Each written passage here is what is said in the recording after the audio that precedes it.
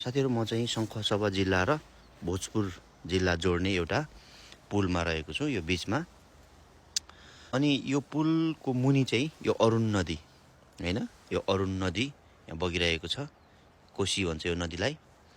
अरुण कोशी नदी यहाँ छ र यो तरेर पुलको माध्यमद्वारा मात्र यो भोजपुर र शङ्खसभा जान सकिन्छ। यो पुललाई देखेर नि मलाई एउटा कुराको याद आयो। मानिस र परमेश्वरको बीचको जुन सम्बन्ध चाहिँ छ, जुन कुराले मानिस र परमेश्वरलाई अलग गरेको छ, त्यो चाहिँ हो पाप।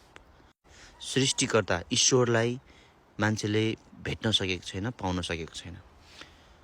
आज परमेश्वर कहाँ, सृष्टिकर्ता कहाँ मानिसलाई चाहिँ पुर्याउनलाई, परमेश्वर र मानव जातिको बिग्रिएको सम्बन्ध बनाउनलाई चाहिँ प्रभु येशू चाहिँ पुल बन्नुभयो। जो पनि प्रभु येशू ख्रीष्टद्वारा हिँड्नुहुन्छ, जो व्यक्ति प्रभुलाई विश्वास गरेर उहाँको बाटोद्वारा हिँड्नुहुन्छ, उहाँको येशू ख्रीष्टद्वारा हिँड्नुहुन्छ, त्यो व्यक्ति चाहिँ आज परमेश्वर कहाँ पुग्न सक्छ।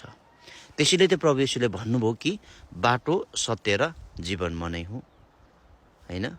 मद्वारा बाहेक कसैद्वारा पनि प्रभु परमेश्वर कहाँ, पिता कहाँ पुग्न सक्दैन भनेर प्रभु येशूले भन्नुभएको छ। त्यसैले आज हाम्रो प्रभु येशू चाहिँ आज मानव जाति र परमेश्वरको बीचको पुल हुनुहुन्छ। प्रियहरू, यदि तपाईँले उहाँलाई विश्वास गर्नुभयो र विश्वास गरेर उहाँद्वारा, विश्वासद्वारा मात्र तपाईँ आज साँचो परमेश्वर कहाँ पुग्न सक्नुहुन्छ।